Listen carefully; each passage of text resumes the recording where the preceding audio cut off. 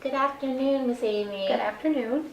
First, I'd like to thank you for allowing me to come and observe your classroom. Not a problem. I was really excited to see all the excitement and that you and your students brought to the classroom. Oh, I'm glad. Thank you. So I had observed your lesson during your language arts class this past Wednesday at Yes. 10:35.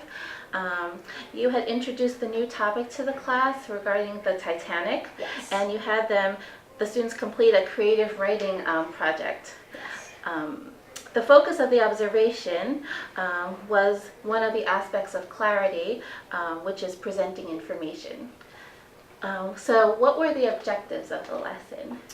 Well, the objectives were to address and to review all the information that we have been reading. We've been studying in different ways through vocabulary, reading, answering reading comprehension questions. So this way, as long as I knew that they got that, I knew I could move forward onto the writing project, since it would be related to the theme.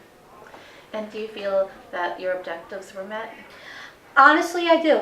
The reason why I say that is because I would have never moved forward with doing the writing project if I didn't think that they could grasp, comprehension-wise, what is it we're reading about, the facts that we read about, the words, the descriptions, the history of it, and even some of the actual letters and notes that were written by passengers themselves. I felt that if they didn't get that, I wouldn't have been able to move forward with the writing assignment. But since I knew they did get that, that's when we just moved forward.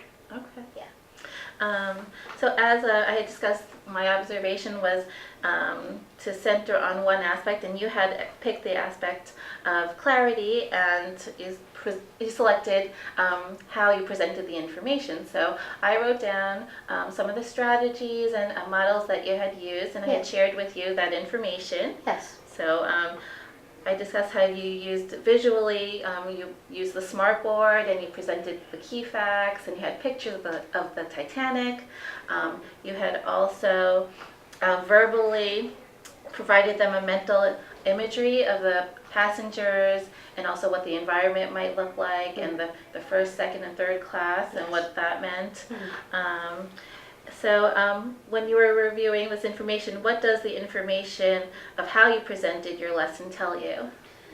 It tells me that in order for the students to really grasp any of the information that is read, that we would have to take apart the facts as much as possible, and break it to the bare basics for them to really get an understanding for it. And then, of course, the academics would follow from that.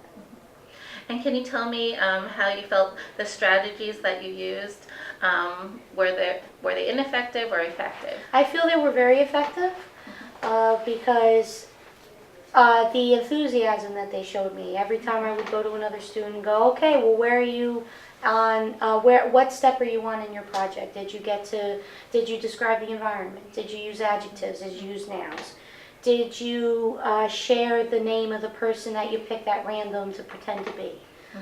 Is there any other information I could try to show you or tell you with you so that your writing could be creative based on whether you picked a first class passenger, a second class, or third class? Would you do anything differently? What I would do differently, especially when it comes to my lower functioning students, where everything is even more broken down for simpler reasons, I would use more props, I would use real objects, I would use even so much as audio clips that could be for a mere few seconds to even a minute, to try to paint that picture for them, so to speak, so that they could feel and hear and see things that they know, like sight and sound and feelings, but relating it to something that I'm trying to teach them about. Those sound like some effective strategies. Thank you.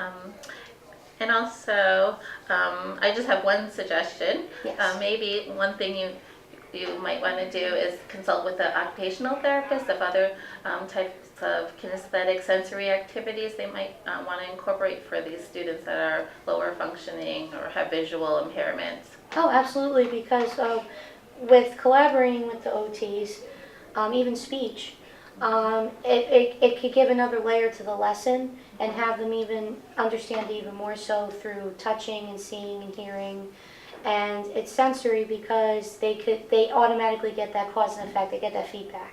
So that they could relate to something that they're getting as feedback and can relate it to something that they're going to be doing in class.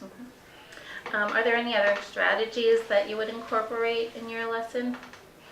I would definitely still consult with the OTs in the speech to ask them, is there anything else that I could add to make it a little more realistic and relatable?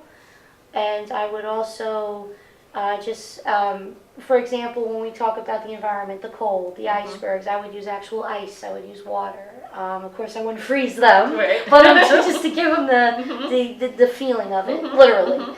And then we can go from there to describe it, and it would be more real for them, if that makes sense. No, definitely. I think with using sensory with these students is a very effective, appropriate.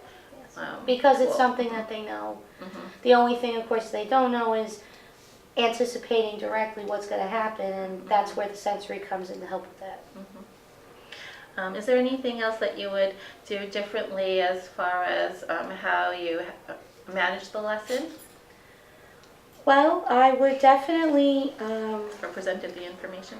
yes, I would definitely try to maybe give some more examples of other written work from people who were describing how it was being there and what they saw and what they felt and where they were going and why. Like everyone that was going to go to New York from the Titanic had different reasons, whether it was for a career, a new start, especially the immigrants. So to try to make it more real like that. That sounds like effective ways of showing real life. Yes. Real life Situations situations and like ties to change it. and traveling and change of routine, because sometimes it will happen, and we have to try to cope with that as much as we can. And then just reviewing, some of the notes that I wrote, the strategies and the models. Was there anything else that you feel like you would change or? Well, I would definitely model more of some of the other aspects of the sensory, and I would also maybe model what I've done with this class in particular that you observed is I modeled the parts of a message so that they can have a complete message, but with using not just the facts, but also the creative writing aspect is to pretend as if they're that person. So they would write in their point of view, but by backing it up with the real facts that we read about. I would try to back that up a little bit more with showing some other examples to them. I think the examples would be an appropriate way because it would really tie them into understanding what happened exactly on the Titanic. Absolutely.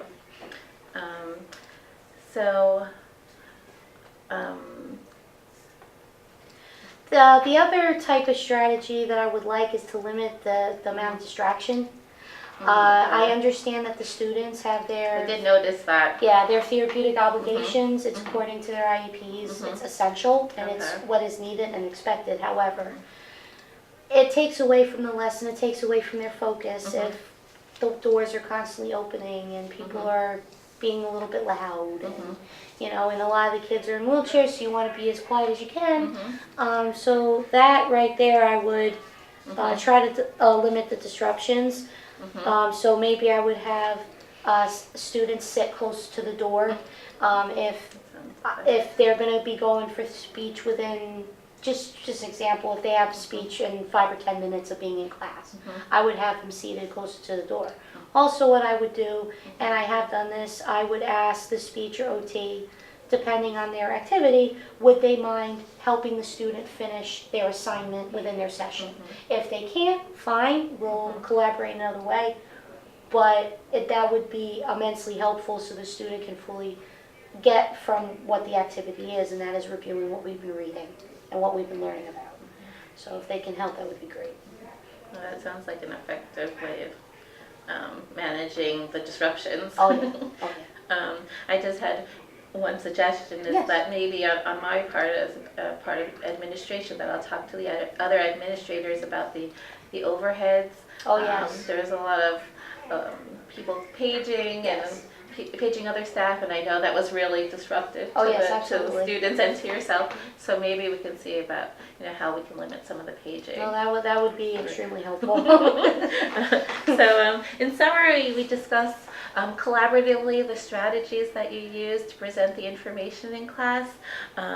You discussed some of the effective strategies that you had utilized, and also you identified additional methods that you'd want to try out. Absolutely. Some of these include that you wanted to utilize some activities that involve kinesthetic sense by using real objects and models, and you also had talked about collaborating with the OTs for the students with severe vision and cognitive impairments.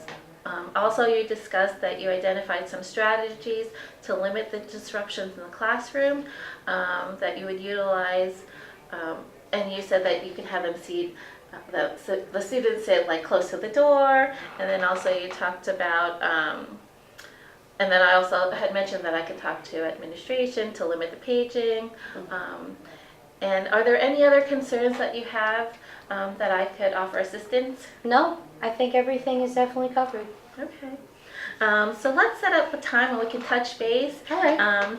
And I can see how it's going with the strategies that we discussed. Okay. Do you know what date and time that works for you? Let's see. How about next Tuesday?